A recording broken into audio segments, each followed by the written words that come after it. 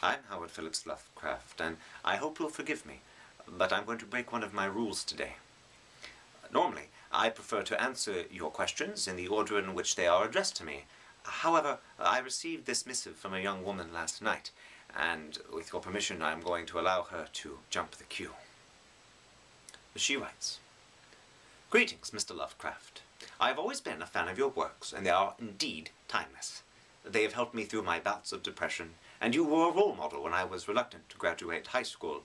Knowing that I was not alone made me feel much better, knowing that these feelings of reluctance were normal. Anyway, my question for you is this. From my understanding, you know exactly what it is like to suffer from cancer, since you spent the twilight of your life battling this horrible disease and ultimately succumbed to it. Although cancer still remains the terrible plague that it is, the chances of one surviving now compared to the 1930s are a little bit greater due to research. Of course, it is still not perfect. My boyfriend is currently suffering from this terrible disease we call cancer, and he might not make it.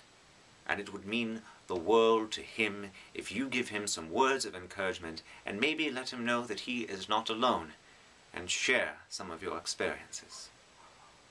He has always been a fan of your works. Natasha."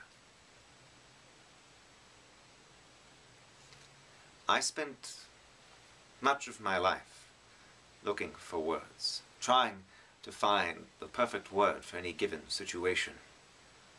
And ultimately, I had to come to the terrible understanding that sometimes there simply are no words. Well, it is true that I did have cancer. I find that it made me no hero, nor indeed did it make me a victim.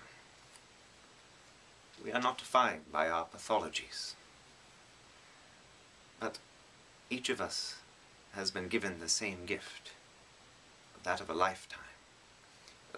The length of it is not of our determining, but what we choose to do with it can be.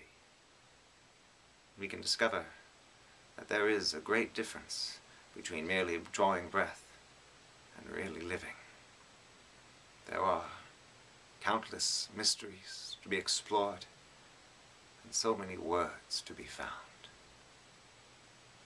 The ultimate gift is that we are not alone.